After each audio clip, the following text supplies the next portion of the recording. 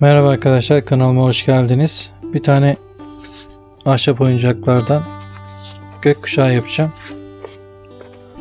Kullanacağım ağaç ıhlamur ağacı. 4.2 kalınlığında.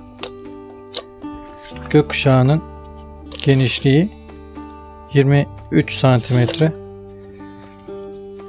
7 parçalı bir çalışma olacak. Takipçilerime cevaben de kullanacağım Şerit'in ölçülerini de vermek istiyorum. Orta testereden almıştım. Alman çeliği.